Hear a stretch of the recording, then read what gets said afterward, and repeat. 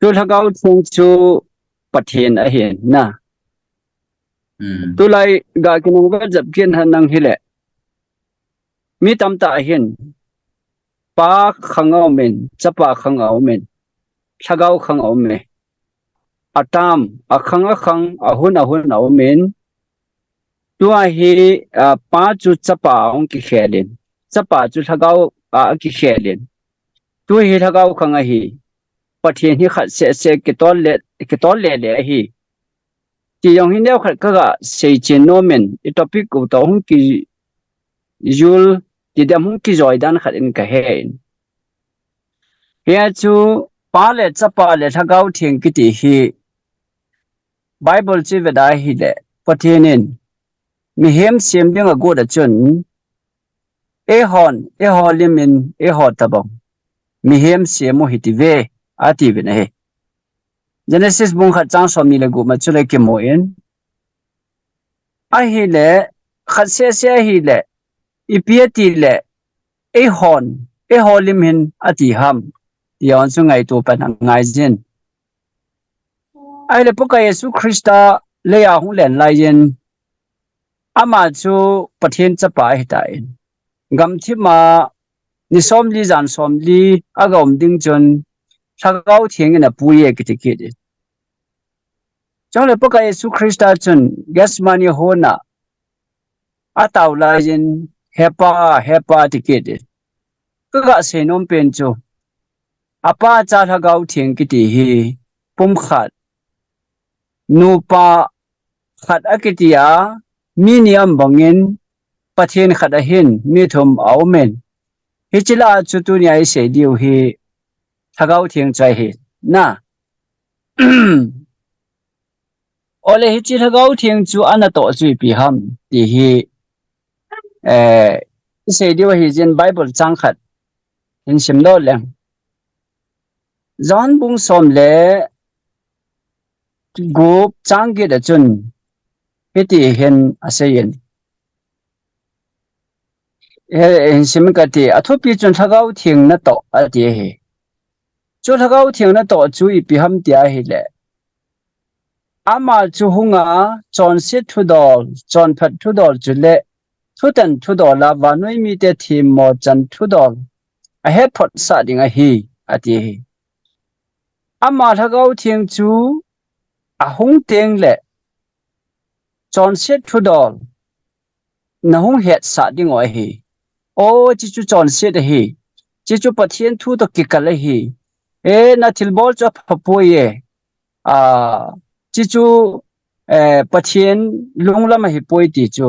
na hung het sa ding oi hi ati he khat na chun ani na chun chon phat thu dol hi chi chon phat a hi chi bible to ki tu a hi hi ta banga bol di hi ti hung het sa ding athum na chun thu tan thu dol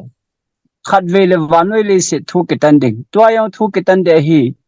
e to dung ju wa thu ki tan di he ti ho a hung het sa de hi ati ne he chlai hian sagau thieng di ta cha hung teng le ilung thi ma hung teng ta hi le hin o ke hi pathian thu to ke to lovin ka cho ne ke pi ka bol khile ke ya gilo ka hi ke ya chon se ke hi ti mi him he kishi na ai lo le lung hei na chu ain pui lo ding ai che cho thagau thieng na to hi thagau thieng in mi lung thi ma thu se pu pu wa hi le ke ka phai no na phapu we ti thei pu in ke ta ka hi a thing lo chu ke hi mi chon se ka hi ke ji a Calvary cross apa ka Yesu Krista thia hi ta nei ke ji hi o in sunga yong ke ji a hi boinom jing ke hin ke ya phalo ka hi pakai ne ngai da min ti a chi chu thagau thieng na to a hi ati he bible hen ai la tu lai tam ta chu video viral hoi movin thagau thieng changa ki choma kili a abung buli bli ba ki tanga thaile a ki chom lap lap ba pengza za tam ta yong ki muin che ho chu thagau thieng chang ke he ti yong a sei ve na he ai la tu nya ken ka sei nom chu bible wang chun thagau thieng a hung teng ta le chon sit thu dol na lung thi ma chi chu chon sit a hi na thil bol chi di lo hi ti hi a het sa de hi ati na he ale ani na chun John phat thu dol chi chu Bible ti ki tu hi thu tan na de hi ti ho ain seyin anoi John bung som le go chang som le thum chu sim le hen Sagau di ta chahung teng wang de ama chun thu ta lam zo sia na ho na pui hoi ding a hi ati na he Sagau di ta chahung teng le hin thu ta zo sia chu na hin pui diu he ati thu ta them khat ana hin pui diu he ti po in thu ta abona thu ta zo sia chu na hin pui du diu he ati na he ole cha chun thu ta chi pi ha mi ti le yon bung som na se gi chang som na se gi a chun thu ta chu nam ho hi su thiengin nang ma thu chu thu ta hi ain ti chat ket na hi pathian Bible he che Bible hi thu ta hin he che hagau thieng di ta chun pathian Bible la uma hi pomin ain ta ain pom sa ding ain pui lu ding azui sa ding a hi hagau thieng chang pu pu gi di chun che Bible la thu hi anil kal lo ding a hi ti hi chi chul hagau di proof na khana kahin la do no ma he Bible hi tagaw di atin chule tagaw di lo aku na ki vending jong tam pi asin pa cha le tagaw thing phang chu asapon ne khon hin sin sam som sa ge le sa ge bana le pathin na lam pi chu na ho in thinga aki moi ki tin ei pa wa le do dan ku za chum hi win sa pa wa ku thy way is in the sanctuary iti sanctuary ho bu na to ku ibana hi le hu hing na na to hi sa pa chu salvation na ki tin ei pa wa hu hing na na to ke ngoi ki tha pa na ung ke pa na thiam puin ko da so ba ke ngoi tha chu Krista thi bet sana in tha ki san ho bet sana abana baptisma lut bet sana in sung hobu dan masa chu sa pa wa ku sanctification atin adan ni namon thing chung nong chu glorification agitin chule wala nga gan ki tha namon chu thisan ki so namon chu thim chan namon ai lo le pin tha namon chu justification agitin ichi lampi hi even a hi le hu hing na lampi ai hin ichi lampi a hi Jesu Krista lampi agitin tagaw thingin amo pui mi chu chi lampi ai chi te ai hi ken kan sei nom na chu alampi lang zo kahin focus in adi chu tagaw thinga ko na pui hui na ai lo le kilam kai na changa mi pa chen mi no chen ichi Krista chi san ki so na pin tha na chu nei ba sat te he ti chu a chon si pa chen ka chon si ka ti lo le pin tha na chang thei lo in aba na chu baptisma chang chu pin tha na di ta nei lo chu baptisma chang thei lo he tu lai pin tha na nei masalo baptisma chang ho ku alam pi ho di lo hin ama sa ding anu kha ding masat sabin chi ja hi ti di kit thei lo hin pin thana di ta nei chun bo baptisma di ta chang the chi jawa baptisma chan do Krista te ki pu ki hon form na lam pia sanctification process ki su thing na mun na elo su thing na process ti chi lam pia chu Krista te ki hon khom the cha pastor pa hin sei banga cha chon sit ki het pa chun a ki si thei ja chu a chon sit ki khen thia thin na hin ho man thia Krista thin na chu ki won thia Krista ki hon thia hin aba na chu hi chi le sit hi chi thin na hin fu man na mun chu a hin chon sit na mun de hi point chon sit bu pe na ding ma mo hi point Roma ko ibana le a ping tha chu Krista mi chu itin ma na chon sit thei pu ya ti Krista mi chu chon sit ta to ki hen na het ki din thì cái số thiên nó muốn là cho chọn xít lệ niên cái tí chú thấy là vậy chứ cho chú là cao thiên đi ta cho nó bùi hi ra chú ama chú cầu xuân biển à chú next and last stage à chú bên này sanctification giờว่าchú glorification này lâu bi chân na bắt hiện đó chứ chú Jesus Christ second coming phải lấy một điều thì chỉ mi thiên te là cao đi in apui for lâm bi chú hiện này tu ni hin là cao thiên nó tổ hin ichana nat i ho mi ta san cha te ei pui chung vam ti hi veleu hen Krista pin thana ne ya ai ba baptisma chang lo baptisma chang ta jong le hin khu thieng chon si mai ki khen pinum lo ta pi om ta nei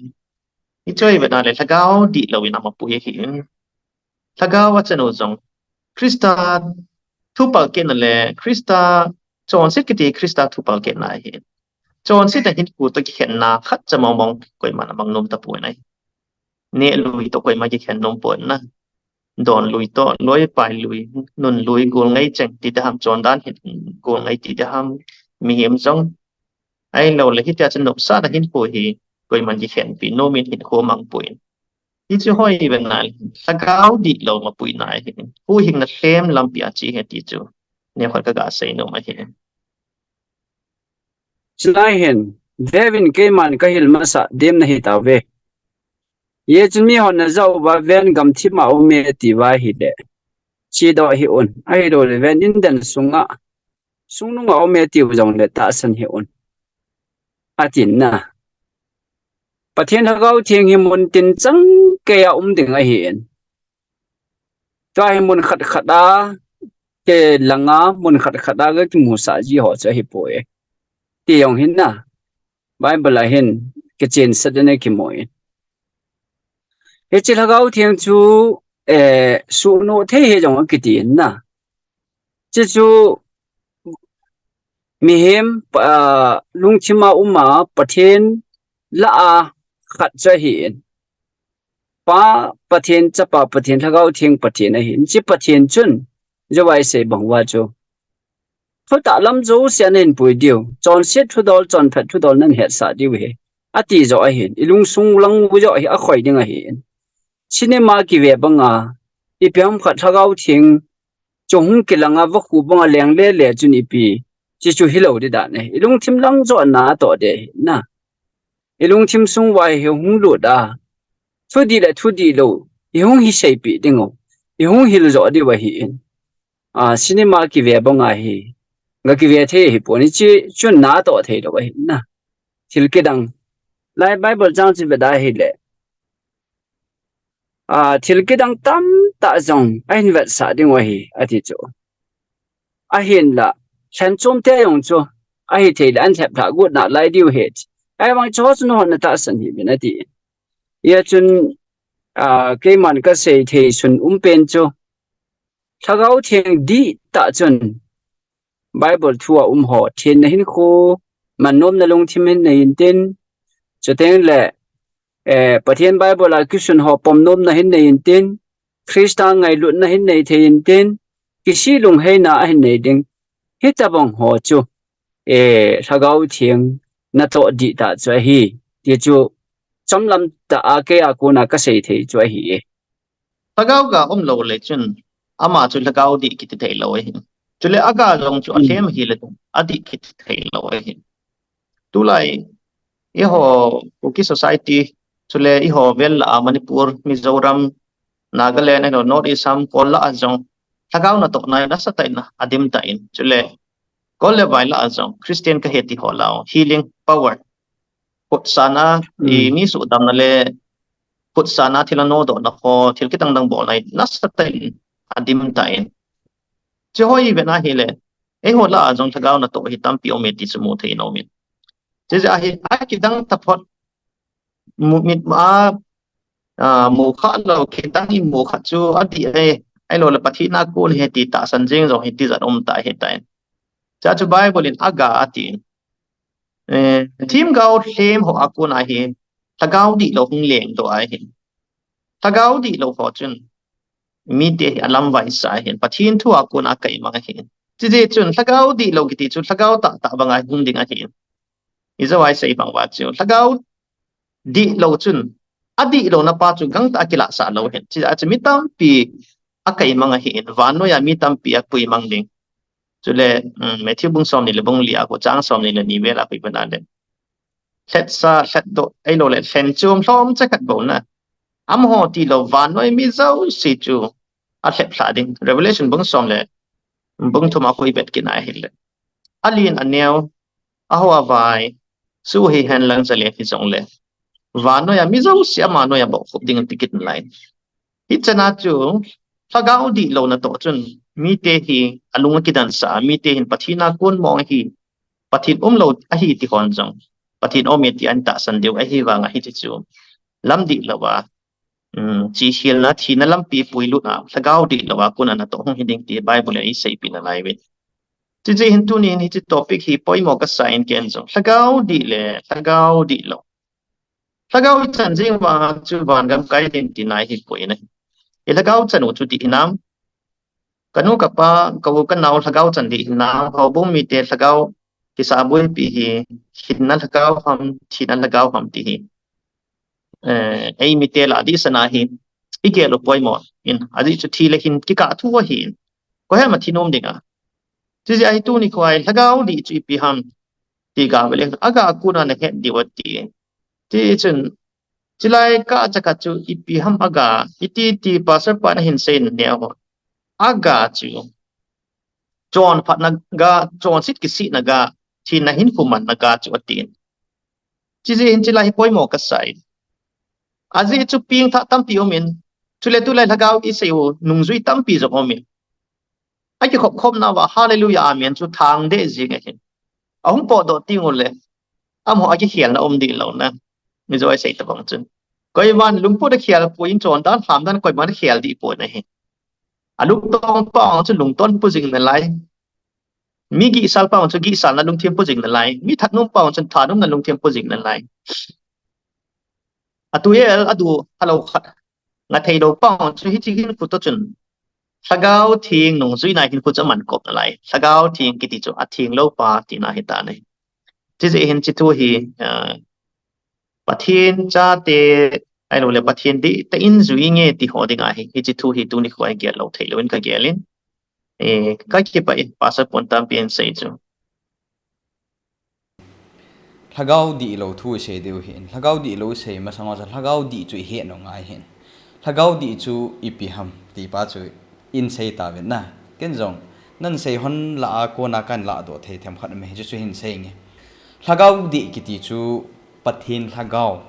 krista thagau thagau thing chu ke sei na hi na ama sa pe na aban le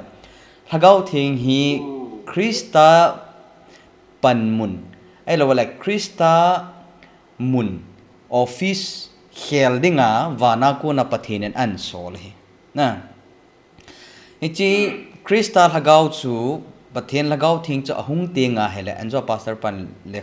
bible sang an sim do tan kisi lung hai na hin khuthen na thuta ti chu pathen thu nan hil diu na het sei jui ho ka ma chu na ko ma wa ka sei ho zo si jong hi nai na gel do kit thena diu na het thim thena diwa na pan pi denga hung pang de hete cho ai chu hin ai hele hi chi lagau thengin ato ding ho a bol ding ho chu a lo na kiloi khom na hi han lang ho in sung he han lang pathen ho khom na han lang thêm gau tu sei na hi han lang koi gau na hi han lang gau lo na hi jong le hitabanga pathin thu to ke to lawa thagau thing na to thagau thing thei na mun ho to ke to lawa thil ki bol ho mun ho chu thagau bo ai la thagau di lo iti ho chun ato ti na he aji chu thagau thingin na ato lo na chu thagau bo in na ato ti na he pathena he lo chu setana hi jing hi ichi ji achu thagau di lo ai la thagau di lo ti tanga da thagau bo ti na he na a bo a theng lo hi chu satana kon ti na ta cho thagau bo ki ti thagau di lo ki ti hi koi ho ki sei na ham van til gi lo ho satan le anung zui ho ti na he na ena ke pamen thagau i sewa hin thagau ga wang chu ngai lut ke pa chamlung mon tho hat mi happy phat ta san ta lung ning ama chang ki tim thim hi changa hi ati na thagau ga chu si choi hin ama wang thagau di lo ga chu pi ham ti le ki loi tum sim na ki bung khan na ki lang khin na ki na jing ke na ding ti ho chung hi me opposite ta chung hi ding ai tan na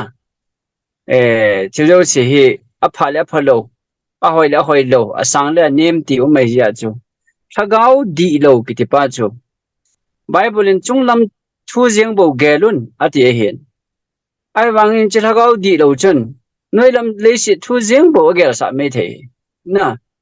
thagau di ta anei ho chun peng tha di chal ho chun pathian thu gel kho ding van lam thu jeng gel ding awa naw ngai lu ding mu the ya ding chen nei ko man ding hidana hi ama wang thagau di lo ho chu thagau ka changi ti ding ai wanga chu le si lam thu jeng bo hina a sei ding hi le kilometer Wa til ki lo ho na to hi Bible ang ki chi ta ki mo hi. Genesaret kwa ilwa pa jang chu. Satan ina kol cha he chi nga hi. Ichaba kun chin athila bok chu athila chu aleng do hin. Jesu Christ na no do chobin. Wo hon la aleng lut kitin che chaw na ahin chutin. Wo cha ho chu tui la aleng lut kit no win. Abo cha wa thi bin athila ho chu thidi lo hin. Chu le akisai ahin lo le epilepsy ti ho hi tampi omin. Chu le hi chi ho bunga na to ozong hi. Ho bung sunga kina na ki eng sit ke pap sit ahin lo le changa dinga loi tum sim ke ti ho zo hi thagau di lo hi chi satan nung zui thagau gi lo thagau bu ho na to hi chi ja hi i malam zo si hi ki be na ngai ye tin bible mi thi ho atti kha puin na pu na pa te ho ati ho a ku ni ki be me na ti kha hi be zing thagau gi lo atin hi chi ho hi satan le nung zui ho chi ti na hi peter a ku be na hi le hum pi kai pi banga eo le lut a mi valthum ding ko a hi atin ti za ma mi valthum ko ding ki ti chu mi ma hi pon hi na chule efisia ko bana la bang ma ko van mona thagaw gi lo ho mon ti na thanai na ho to ki do na hi ve ti thagaw gi lo ho ya pa na hong ki pan ham ma ti le lucifer le anung zui ho le sina hong ki no ha chu revelation bang som le bung ni ha ko bana le ha cham sa ka na ki he ni na sa ta na to nge ti hi chu ho hi na tong chu a hi na ti ja hi thagaw gi lo ho na to ki ti chu khat cha pha om len bible la ve le hen job to sim nge la ku jesu christa na pal pi phat chun thagaw gi lo satan chun na satan na to nge job lucifer nung zui thagaw gi lo ho chun job chunga khan sit abol ta vin agan ho akel ngoi ho abong ho chule asangan ho chule achapate chan gein khat ve khut in athat mangami hitya hi lagaw gi lo na to na hoi umai tu ni hin pathin in jesu christa in ei hoi hi lagaw thing ei koi pin lai si bin yo chunga hitam hitan ge lagaw gi lo na to na nai lo hi a hin cho jung hung thung kit ding ai thawin na lang phana se chu jesu christa lagaw thing kila do thing le lagaw gi lo na to na sa ta le si na hung ding pathin long sat na hung ki sung la ding hi kitin lai i je hen chi lagaw gi lo ki ti he tu ni ko hi hon inui si thei wa hi po i lagaw gi lo he mei kung ta bo hi lagaw gi lo in tu nya mi thai ei mom sa si wa chu iki pa wa ita he ki het mo sa ta im di wa hi po in lagaw chu itabang ham pati buwin ti na chi lai tai ani chu thi na ilut kha dio ti za do min tu ni ai hi lag hi ja hi chi ta ta ja hi lagaw gi lo hi itabang ham ne khat idea nei thi dio ka ga sei hi in thagaw gi lo kun na ki ven da na poi mo da ni ka sai nom ja chat ne hot ga se toy sei diu chu hi le thagau di lo thil thagau ho in mit muwa ana to no ho ana sei kho matin thil thagau vin mi avop ji na pathin thagau vin mi avop ma thu asei do sa hi bible a ki mong point lagau thing in inspire abol hin lagau thing mapui na kai hoi na chi akimuin bible ki ji ayong chu inspiration hin mi hi inspire abol ji in pathin lagaun adi lama chi ta lagau thing mapui na hi ji ama wang lagawin na ato tinga la bible a imu theo chu mi sunga lut ji ner holong chu thila lagau ji su kristan ano do ho jong akimuin ki pa omi chilai na sei chu tu lai thila na to dan he thim lo tam pi omin hilai ti phat le hin thagau gi lo thagau di lo thagau bu iti ho satan thagau hi bo in hi che ki chi ta hi do kha chu hi in e pi pu te anu inu e pa I won naw te athima sa ho hlana ki bui ho in na a to hi pu na hi ngai lut mana I hung ti lo hinai sai lo hi satan thagau in sep thla the ho la mi te ko ma anam tui tui I do I vet nom ho lim ahung ta langa anam I hung za sa chi wa hi chi het diu khat ma sai chi thang a hi na hi chi chun satanin na to ting le hin a ki chi sanai mo theu chu sagao gilowin a pok khok pu le khang jo he ji powin a kama chil pu na kai do ji tu line jong sagao gilowin a pok khok pu a ge na lam ki he ji lo pathin sagao thikin na to ting le wang chun mi te hi hin na dam na sagao thing chun chi na chon phat na lam pi a hin pui lo chi win chi chun krista to ki bop na hin pu chu I nei thei sao win na thagao gi lo na to le thagao thing na to ki pum khi sing hi chi chen tu ni ga hi sai no chu thagao di lo na to ho hi chi thagao di lo ai lo le thagao gi lo a vok ho chui ba na hi le chen gim nei ma ma chen hi chi hi no to thong tam pi o me ni tu le bible ai ba na hi koi koi no to thiam ti le sai jui som sa gi chu jesu christain a so la chu mi tam pi thagao gi lo thagao bu in a vok ti ho a su thiang bin a no to pi ben tu le mak a khoi ba na le ki chai thagao gi lo ho thagao thing lo ho jong thì là ho jong na no do thei diu he tin la in chi ko ni pi a sei chi wa ko na he thei ku khat na sei zui te pathin mi te ho chu thagao gi lo no do thei na pathina pi e ti khat na hi ani na chu mi te sunga jo he thagao gi lo lu the thagao gi lo na tong thei mi tam pita ati a jesu christa hu hing na ki san nom lo le chon sit lung pul ho chu satanin anung sunga bu sa na nei ting le methiwa jesu christian sei tamo thagao gi lo khat a kun thagao gi lo ama sa pho zo sagi ahung chen lut be ati ho ko na ama sa sang in anung cho pho a kho si zo e ati ho hitia hi pathin thu ne nom lo don nom lo ho chu thagao gi lo en bu sa na nei ji we chu ting le chun ichi thagao gi lo ho chu na sata a mi him chunga chu so sit na nei wa ku ki ho pi thei lo kho ma hi na to ji hi chi hi he dong ai aki pat na hi tu hiu hiu nam tu hiu hiu vet nom hong ki pat na a chai na hi aga cho chu e ji ale izo ai sei u chu pathin cha ten chu ano do thein chu le jesu christai tagau bu khat ano do chu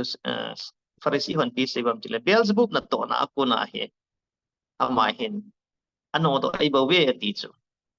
ye diu khat chu phiam ti le beelzebub min jong na sata na thila ama no ya ho he ano do zu ya mi te se phla na tinga hi na miracle fam chilki dang shema bolji jesu christian matthew bung sagi a chi banale ke man ho ka pa ko ye ti a chi piti tam de la thim gao hle mo chun sagao gi lo tam pi ka no do ve ti chu sagao gi lo no do mana chu pathina ki hi jing lo hin satanin song drama bolji a mi te he thei ding ai ha bola ja chi mi te se phla thei ding a chu sagao gi lo tam pi ama no ya ho chu no do ji ya ti a chu na to ki chim le ji bo ve cha hi sagao gi lo no do ho hi mi thing ki jing lo mi thing song zau thobin mi thing lo song sagao thlem ai ro le team gao thlem ho song zau ve ti he no ngai chi ji a hi sagao di lo na to akon na hi ipi mo thei bam satan to ha dan chi mo thei bin chu le hi chi hin su dam thei ho chu mi thing song zau in satan aman ami ta so ho song satan mi ro zau kin chi lai ka hi he thim ngai ka sai tu ni sagao gi lo no do ta phat a chu pathin mi dan ai sip jing wai le chen tu ni ko a hi tam pi ko ko ai chok lu kha de ti za no men Bible hi ibat na hi le Matthew bungge chang som ni lagi na pat som thumla li hi bat na hi le gathering slan mola hin jesu christa la sai ju ho chu kunga akitolova akum thawa chun than mola hin thilawop khat ha no men hichi thilawop pa chu janial ka he atin na ale hichi wai chu ibat na hi le hichi thilawop pa chun khat se vop mai pon tam pi vop mai ti hi mu thai ni ja chu thila ho hi thagao phalo ho hi mi sunga hi tam pi zong theo hi ti chu mu do the no men til hala ga hoi mi sunga zong lu the hi ven ale hi chi pa sunga ku na no do ano do diu chun bo cha sung ho chun lu ding en permission a ki thum ki no ve a hi a lut ki ta ve nei a chu ti le chwa ku nai draw theo chu til hala ga hi mi sunga zong lu thei so le vo gan cha sunga zong lu thei ti na hi ya chu a til hala ga ho hin mi sunga lu no wa na ato theo chu teng ta le ama ho hin thil za chom choma bo the hi ve na hi job jong cha dam mo na chu pathin en permission a pi hin la adam mo sa tu chu ko ha mi tila satan hi ya chu satan in jong e dam mo sa theo hi ti hi job hin kwa ko nin jong akimo the na hi chu le sol cha pur jong hi va na hi le sol cha pur jong ex bung som lagu na chui va na hi le chan som lagu nga pa som lagi chui va na hi le no mai chapang nu khat hi a khur jin na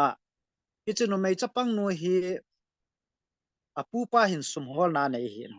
ale ama chu lhagau bu avop ji a chu lhagau bu aku na chu thil he thim theina anei hi mi future di ho sai thein mi khulam ho ava na hi le a future ding ho a sai thei ji chon fortune te la ki tin na e chu chon business in zong ke mang the nei ya chu lhagau bu ki chip na hi va na hi le mi sunga lut ki hi lova mi him te phat chom na ding business a zong he pang the hi ve na hi til hala gau hi mi sunga zong lut thei mi zong a su gan thei chule mi zong a dam mo sa thei mi zong a dam sa thei chule mi ho hin ko future di ho zong fortune teller ti ho na mi hin ko ham ma bana ti ho zong he asai ji ve na hi je chun mi ading a he business a zong pang the hi ve ti chu ka ga sai no me point kha ga at belang amo hi mi him li ma zong thei hi ve satan hin mi him lim zong put thei van ti lim zong put thei hi first Samuel bung som ni laget sang thuma pat som ni langa che va na hele indor khwa chun drama bol vin satan ho hin le ya ku na hung po do Samuel lim tabang akitin Samuel zong ai point na ya chu Samuel ki vondan a khamul akan dan ho elo le a ham dan a ho hen lang akivon dan hen lang iza ka hi zong le isu Samuel tabang ai acting about cho chu drama a bol wa hi ai chu ni cho zo sia ku na he do theu chui phemitela satan ki ti pa hin drama a bol bol jing ni cho zo se chu aman e ahin man cha miracles ti chu ki he bol mo ki dang ho hin bol ki ding hi chi bol mo ki dang ho til tam ta mi anat sa mi asu dam ti hoina sa ta hin man cha ding hin bol mo ki dang bol ho chu thil hala ga ho hi vetin ki che ta na sai jing he ka pai Christian ta san khan hina he diwa poimo ta kha chu pi ham tile thila lagaw ho hin lagaw na to pathin na to Jesu Christa na to ho chan atho jiu hi chu ipija bol ham te ati tinga hele lep hla na deception kiti pa he mi lep hla the ne ngawa hi chit bol mo ki dang ho zat ho hi a bol jiu hi ya chu lep hla na hi itabanga satanin mi satan le lagaw gilo ho chun mihim chu ipiti lep hla na a lep hla jiwam itabang ta na to ba chu na sai khom matin abana ding chun ichema sang chun san khani hina wa diwa kadai ai mite hi lagaw le ta sa gal sat hivin ta sa gal sat ho jang na sa ta gal sat lowa le gal zo na lo hi lagaw gal sat ho jang I het diu chu ta sa gal sa nga hat zo gal chu a hat be se tinga hele ta sa jong hi mu theya hung do ji tu ai miten gali to jong hi thagaw gal na sat je a hi ta sa jong hung so do he ti kin kamu dol ka ta san dol he chun I het diwa poi mo ta khat thagaw gal sat hi to ghilan in gam sungu inam sungu wa thagaw gilo thagaw di do thil hagaw ho hin na sat na to nge ti hi movin hi chen de nga ita san naw addi thelo na khat kan sei num chu pham de le ka to sa khat phat khat ve hi phai tul zone in ga winger ka to win ka to na chun nu te mi ni hi na sata in pathen thu Krista hongkit na thu asai hanin hi cha chun ka ke ho limu wen hele pathen thu a ka tui ma win amanin jong taw khom na ka nei ji ve nu te hon khát về bệ ni hung về luyện ati các cái chuyện này lệ cái lại cái tàu không một váประเทศทุกเกษตรสิ่งไรเห็นนุ่มไอจะปังนุ่งะจะปังขัดหงยินก็เราวันจะเต่าน่าจะหงเจ้าตันเฮเฮจะอามาหัวนี้เสียไปจะอามาเห็นทิลหานวับจีเอตินไอ้แหละเฮจีเต่าเต่ากูลนักกันไหนว่าพัดกระใจว่าเต่ากูลนักกันไหนว่าตากระหงเต่าว่าจุนเฮจีนุ่งะจะปังนูจูลุงเสร็จดันจูทิลหาก้าวเป็นอาเห็นบ่เป็นน่าสัตย์แต่หงกันเทียนอันสุกิมินนะหงกับตันหงเปลี่ยนตันที่จนหงตันเฮแหละก่อมเวลามีเจ้าสิจุนตาวน้ามังุนเปลี่ยนกินให้ตันอิตาปังตะมองหำที่ละหัวน่ะตัวเฮอาสุงาบอลกิมนหัวสกาเวนเฮแหละตาวปีอว่าฮิจินูจูอีปีบอลปีวางจนอังกัดเฮตะโปอินอาทิจนนักกิจิลินตัวละอักลินกับมินาเปลี่ยนตันเฮไอที่หานวับมีที่จะเฮวินไอวางินฮิจิจะปังนูจนทูอันเซปันตันทูเทมอันเซปันตันฮิจิจูอังไงกี่กูวินอีปีเซียมจิจูอังไงวินอีปีเซียมฮิจิจูอัตตาสันกูเนเห็นนะฮิจิที่ละวับนูทุเซจูอัตตาสันกูเนโจเกตังกษาขัดจนะที่หานวับมีที่จุลักเอไอวางอ่ะฮิจิที่ละวับนู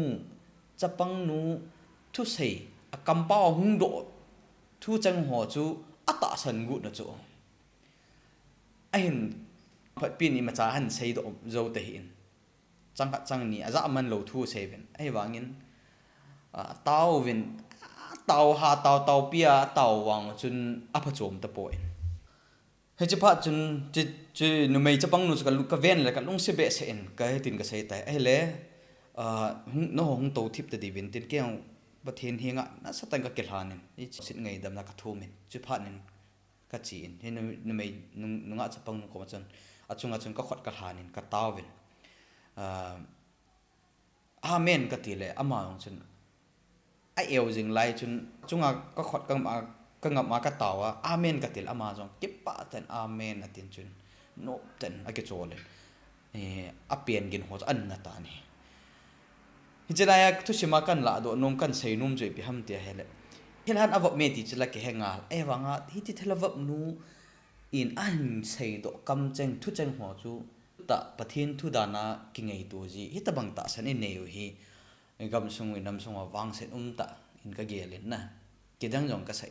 ฮิจลายตะจีอาฮีเล็บหาไปฮีนาวฮิจปอยน์ฮิก็ใส่โดโนมินจิถ้าเกาทิ้งถ้าเกาบุนัตโตหอคนน่ะอีตีกิเวนเทดิมไอ้เราว่าเลยถ้าเกาบุหัวจุยจีอาจิจูถ้าเกาตั้มตาเอาเมติจูไบเบิลละกิจิตันนี่เฮตาเวถ้าเกาดีฮีขัดไม่ขัดบ่ถ้าเกาดีโลฮีตั้มตาเอาเมติฮีไบเบิลละกิจิตาเกเฮทีมเกาตาจงขัดบ่ฮีทีมเกาแฮมจงฮีตั้มตาอมกินเลยอากิดันเห็นนะเฮจิถ้าเกาดีโลตั้มตาหัวหินถ้าเกาดีจันจูเนี้ยเขาขัดโคเปียมีหอยแหลบละดิ่งแหลบละนะ point number 1บันติงเลยฮิจิถ้าเกาดีโลหัวจุนน่ะอัตงเงตีจูอีพิตีเฮ็ดเทดิฮัมฮิจิอดีโลหัวก็นักกิเวนนะเทอีปีมัมเจหอยอันนั้นใช่คอมเตจะไล่จุกี่ป่าวมีนั่นใช่จูถ้าเกาดีโลเละถ้าเกาดีกิกะฮีกิจัดตะทีนั่นแหละมันนะกิกะกิฮิติฮิเฮดงไงก็ใส่อันนี้จุดถ้าเกาดีได้บางบัจูอีเวนต์ชิลฮิว่าเลยถ้าเกาดีเราจะอีกเห็นเขาว่าเลยทีน่าฮิจิงอ่ะทีตัวไรถ้าเกาตะพัดกูน่ะหงเลี้ยงโตกำจังฮิเห็นโอกินฮิเห็นลังทุกยิมในกิเซจะว่าเอเวนเดลิสจังเวนเซแต่บางอาจูอีมาสังโอดิ่งจงอาหินใส่เทียดำน่าจงไอปีเทียวน่าจงไอปีเทียวที่จะเห็นถ้าเกาดีโลโหฮิเห็นน่ะสกิลกิวินจะมีตั้มเป็นอีจุยนุ่มจีบินปอมนุ่มจีบินอันนี้จะมาถ้าเกากิโลสตันจงจะปะทินบ้านตาเห็นสตันจงจะปะทินบางอาเห็นน่ะตั้มปีอุมาเห็นมิทัดเทียเห็นมิสุกิมเทียเห็นกีจานโอมินที่ฮิตั้มปีน่ะเซลวินสตันน่ะตัวเทียด้านจูอีกีจานว่าอีเห็ดกิตุอันนี้ตาสันโลน่ะไอดิบดิ้งหมดเลย một thi mai yum tiếng một lệ chân một thi min na to gì nghe hen cha cho satan ini la wa na to thei pi zinam til một thi ma dim be se ja hi na to thei ala na ki dang ta satan na hin to tiếng le abang ka khat le satan a ko ne hin lagao di lo wa ko ne hin thilawa ba hin ai lo le gama ho na bola hin in sa ate hi chi thing phung te na bol hi ti jiwin piki chawin zana ipi jiwin e bible chun chin lang satan to ka kinana ti nai sai lo cha i hon satan tri ka phin diu hi ti po na hin bible chun thagao gilo ho mi sunga lu ho mi subui ho chun del do binang no do win hausi win pho win ati bible a ku nai ven ai la hin hi chi satan chu thagao di lo ho akuna kam cha hung pon do ho chun hon zawin lang ta sanawin ati nai sai lo hin a hin ka vet dan hin mi tam pin zana ipi win satan mi ti tau te satan mi a hi asuga hi thagao gilo lu da hin thagao gilo hi satana hi satan ina chung thu satan ina ma chung a tha nein satan ko ma ke pui hen lang le baal ho ko mai bi ho ko ke pui le satan in kino do nan te pathin su boi ngai pui satan in ki bol nan te ti chan nge no yel ji bi nai bible ai bana le baal kom ji bin lang thagao di lo ko ma ji bin lang ka kizen dam mi khat pe yong ti kha lo chi je hin Christian te la hin satanin na satan na tong yin iho aji chu piham til ihon satan chu thagao di lo chu mun ipi u hin mun ipi u mun hoi tai lung thim bai i chen sa wa ita san na wa mun hoi tai i to sa phat wa chu ama hi chung wa thani na to hoi tai chu le tu la ya hi dam na zo hi gang ta in ke te in lam kalanga hi hen lang kang po pi lang hin lang ting no pal hin lang mizoram hin lang hoi lai mun hin song le gang ta su dam the nai mi ten aki holin na athin na paung chu gang ta thin dam ding ade ipg ham ti ai ben ale azdon je athin nai mai te zudon chu nga hen lang la thin chu all a hung dam de hin zudon nga sangin mis dam pa ko mag ki chin hen lang lo le ai hab ta khat ka dam na the ti hoi ga ki hol win dam na gang i hol win au sat na gang i hol win Krista in su dam na pi ho chu even ale John sit to ki hen ling su dam ngen chang a hin John sit to ki hen na ding su dam na chu khat cha ni dei lo hin chi je hin di ho hin ana na pa su dam na ding bo chu i hol win na ilung thimo Krista in lung thim jong su dam no ma hin John se kit ta hin tia a hil ho ko even a hi chi chu Krista na mi su dam ho ko ma John sit kit ta lo nin a sai to pe a hin hi chi John sit ta lo ti lang chu dei po win che chun ne jong i don zong i ho sat naw i su mu thei naw jong su kha loading ai wang an dam na chu hoi mu du ham ti le hit bang dam na chu thagao gi do le man cha ho thim gao khem hoi na sata na to naw hi tu ni hin hi chu ho hi zana i pi wa hi chu ho hi society wa mun nei sa wa society wa za ta gin ta le pi ha pa cha na sang ta i pi wa kidang ta i sei lai si wa hi satan le thagao di lo asol cha ho ti tau ti be ho hin i society wa hi hon la hi tha nei jing jing ding ti za om ta hin chi chun satan mun hi lin che na ki ke lin che satan mun hi ilung thimu hi in ilung sungu wa ta san na mun pi lai si wa ya mai ha che tun hin velo hen bible in thagao di lo ti chui ta bang ham ti ki mi te na phot sa in nakidang tongpa nakidang kim munapa misudam jing thei pa thagao gilo no do jing thei pa ai lo la wa ham mai la hong kilang jing khat sai do thei pa ale lo jing ni kwa thil su ding sai do thei pa chu hallelujah amen tin sap kom min a hin hi chu Krista crossa ki hian be pa ko ma hallelujah amen iti naw hi ta point Krista crossa hian be pa zo ko ma dinga hi hallelujah amen isap kha o hi kichi sen an ke moin chi hi mothim ini gam sunga lo na hi chi hi even ale imasang ba Christian tam ta in Krista anga monno ta ki angkoi na hi malala mothim ka le hagil na mon hi masang ba good sa o ma hi dan hi mo the no mi ti za ro mi tu ni kwai hi chi hi kha do ngai hi ti chu ne hot ga sai ma sa ne hi pam he jing e lekin zong point tham cha khat in bank cutting tu la ya ki lap hla na ho hi e ilhap la na lin pen hongum ding hi hagau thil bor theina force miracle counterfeit miracles kiti chu adi to kilo a hi wanga adi lo satan na man cha heding he chu pathin thil bol dan to an lo wa kilo ding mi o hin pathin thil bol dana ngai to dio a hi wanga hoi ta bai bula ko na che ki bola hi le he chu satana kun zo hi ki pa hi mu thei ding a hi na hi aje chu lhagau bu chung chang thu ho a hi na sata in tu lai hin e ho la hin society wa deception na sata in chi in mi pi tam ta hi akil hem lung ipiha alungu akil hem ngol gamen aje chu confusing state a gam wai ta mi zo se hi he thu na nei lo ho hi lungboi na sata nei ta be nei hi ja chu tu nia he nyau khat hi chi adi ham adi lom so tabang i pi cho di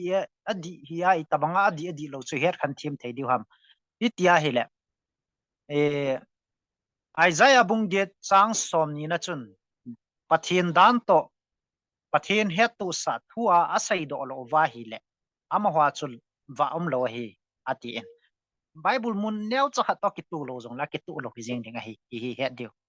ya chu i tabangin mi miracles perform han lang hi jong le bol mo kidang i tabangin bol han lang van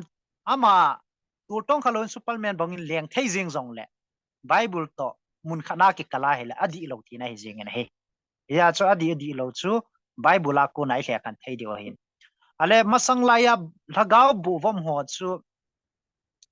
pathinen anaman cha lo hi ti chu sai ta ven lagaw bu vop ki tia ko na hi pathinen na thua phun ngai lo hi pathine a thua phun no hi mi thing ho ko ma na phun hi en lagaw bu vop ko ma thu ki phung chu satana hi ti chu he jing diwa hin aje chu satan hin zo a bol hi na ma hi father of lies zo pi pui a hi na ma hi ja chu a bol zo se hla na thungan zo ngan a bol hi ale tu nia lagaw bu vop khat thu sei chu ita san ta wa hi le lagaw bu vop chun ke hon bible ka khial ta ve ti jong le amen ni tiu ngai ta cho ale ke hi jesu ke he tiu le jesu dana i ho ngai ta cho ya chu lagaw bu vop khat thu sei sei i ngai di wa lagaw bu vop khat chu pathina ku na hong kun he tia hi le tu nia i bible hi i ma chadi ngai ta pone i bible vin umji nei lo hi ya chu bible ki ti hi sole authority thanai na chungnung pen ke pe hin bere mi te ho bonga chu adi lo pa chu bible la ko na check do thei di wa hi en tunia hi chu thu sei la di wa ai lo le van ti la hongin van ti len thu hong sei e thu hong phong e ti wa hi le muslim islam te religion jong chu muslim ho jong he evana hela amo quran amo bible ta te amo quran ho jong he gabriel van tilen prophet muhammad ko ma hong pi hin achu tile amo ha jong he adi ala thei jing ding hin hi je achu thil zo se mo ta san ding hi pu in pathinin bible hi akhum khana hoi ta sim hin hi chu kalwala akoi bele ala do be jong thei lo ding ati hin tua hi bible in mi khat nam khat particular la focus a bola hi pun vanoi pum pia nam zo se hi focus a bola hi in ya chu vanoi le si pum pi message an pi api ding a hi zong le vanoi pum pi ho ma ding a pi ding hen nam khat mi khat na ding ai ta banga chu ma tu ma pathinen vai hom ngai lo hi hi chu ka sai no men he e ja chu chwa hi ta san khi lai ho dinga ki thap na lin pen tu lai ding a hi chi hi hong jeng na lai ding a zo le kelap la na hi imasang lai ta wa mi hong ki sudam moding chu ting ta la mi khat ko maung ke puiding hi chu mi hem hom mi mun mi muang hong ki sudam ding chu ting la mi ho chu o pathinin a sudame ati dio ya etabanga chu ei ma lei ma ki wa choina satan lo pi na chang che ding chole mi ho hi ke puimang che ding a hi e chu lap na na sata spiritism iti penu chu mabana last day deception vanoi pumpi ki lap na ding chu spiritism hi che hagaw thu hagaw bu a hi satanin a hin man cha ding hi tilai ta hi het khen ngai hi tu lai christian te la hi pathin thu hi pot le hin ita san ai ma le pathin ki ka hi chume me ti wen bible i don ji po wen ahin Bible ahin het na tha sam ji in mi te hi athi ovin amang ovin ati Hosea bung li chang gumai bena le kami te ati na hi Babylon mi te ai lo le amon mi te Egypt mi te ti po nei kami te ka thlen do te ti nei tunin jong pathin in a thlen do acha ki gela Christian te ti nai la di wai amo chu het na tha sam ji win aman tha lo ve atin mang tha ki ti chu koi ham num ding apathin chan hi a man tha tho tho di chi pi pachu mem chi di chun het na tha sam ji na mang tha ve atin Hosea bung li chang guma Isaiah bung a ang khoi bana le chang som la khana ko het na tha sam ji in su changina ki kai lu do ve su changin om ta ve satan su changa om ei tan tu ni ai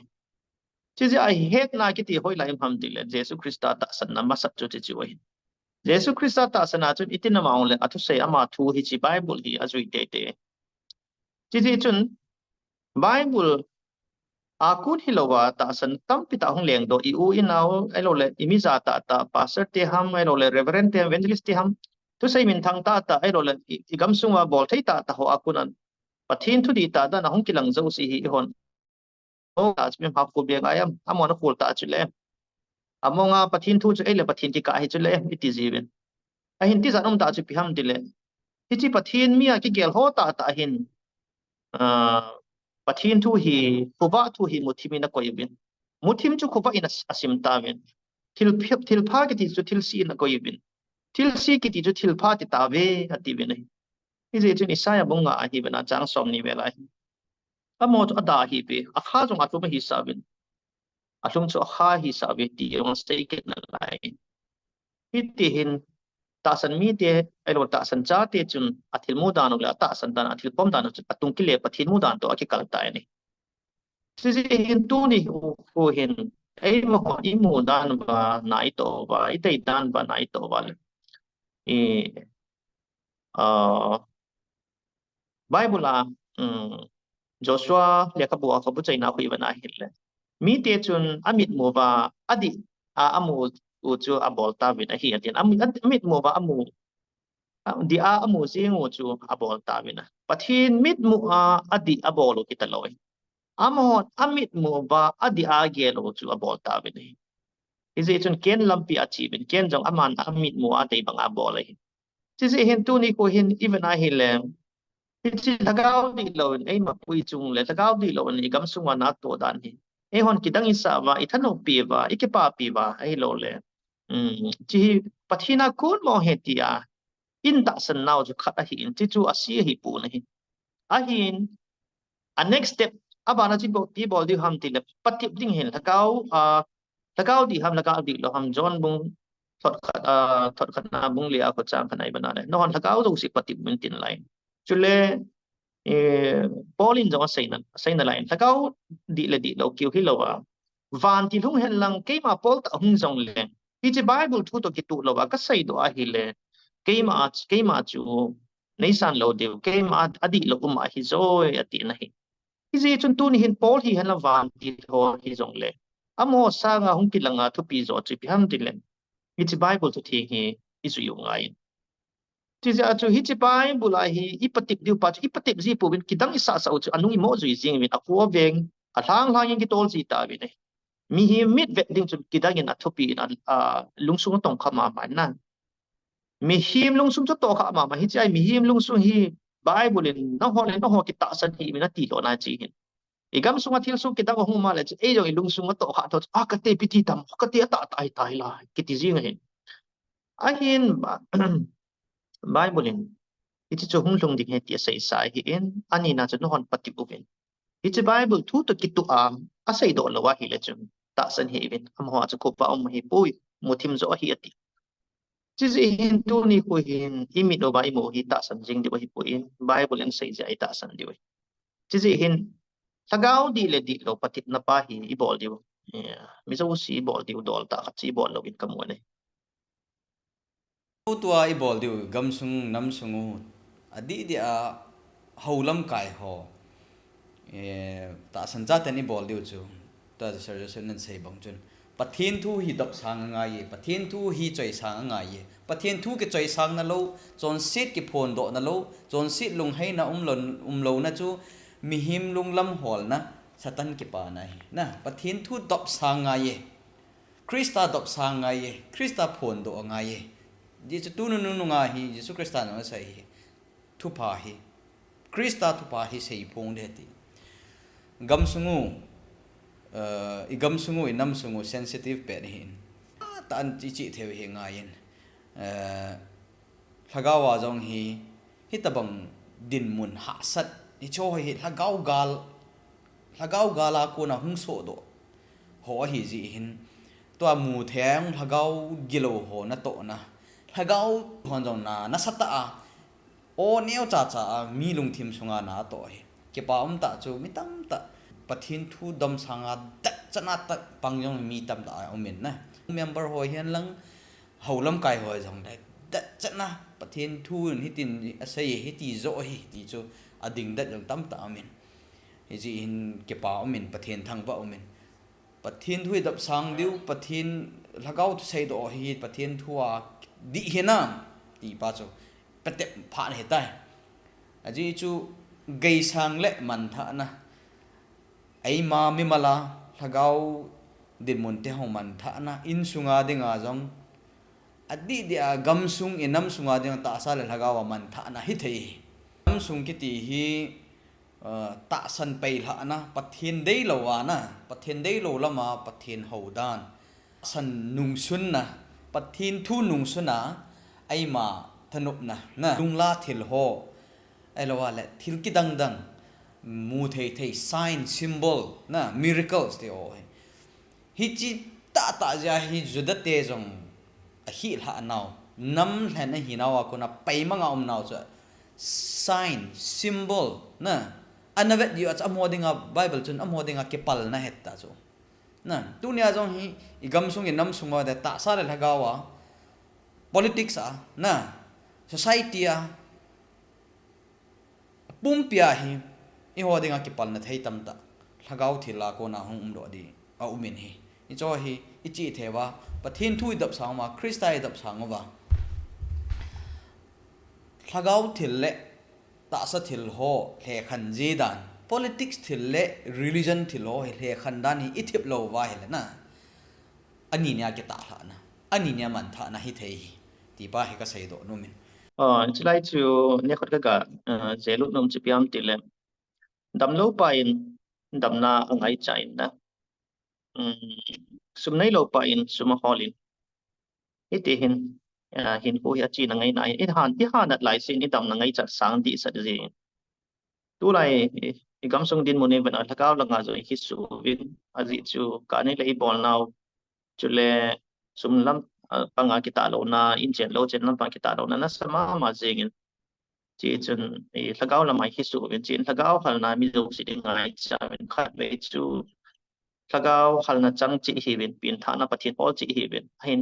sang pita ku nan nui lang pe khila su ke hi ta win hi ji hin lakaw ke pa na le hal na hi ngai cha win ingai chat na wasangin a hin ko ki khial pama jakai banga luk bang som le bang kwa pakai kabat abat adi lawa kala bi ho le li insang ka tin kan ne ke khat hom to inge ta ke phalna pum lung thim pum pi hi lo ji chun e lep thola ila ho ne le go lam do ho sil thil si chon na phalo ho to pathina thagau thing chan ding pin tha na ti i thangai khom go hi ta ji chun thagau thim chu lai chang thei ta po win thagau gi lo zo in hing bom ta win tu ni bible ai banal thagau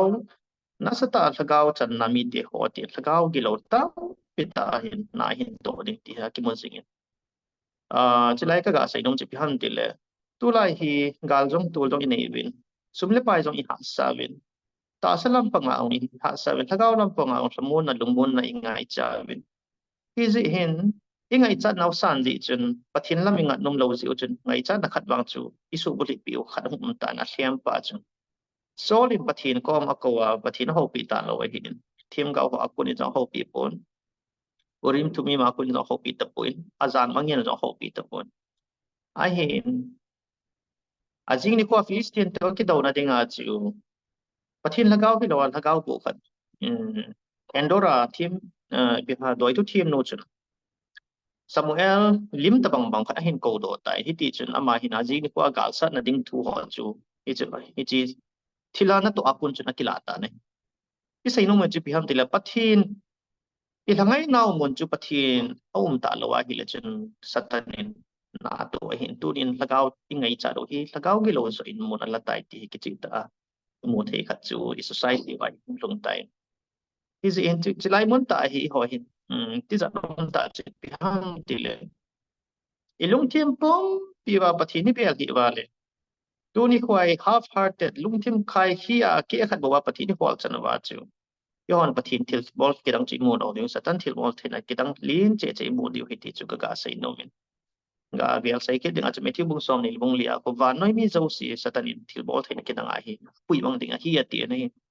ti da hi ho gam sum ki hi lawa inam mi te ki hi lawa van noi mi ching mi thim zo si pui mang the ko ma thana ina chu nang le ke ni ti nui si diu ha chi chi ho na ki ben na dang loi pathin thu thing bo wi ki siam naw le ki ben naw ki ti chu ka bial sai no mi lagau di lo na to ho neu cha cha ho bai ta in ha mang thei vai le seten pa in khap la nan na sapen ho crystal liman tho tinga hele wang chu Christian population hi asan na amang de mai tai na ton so na man tha na hung thei he ti ka sei no me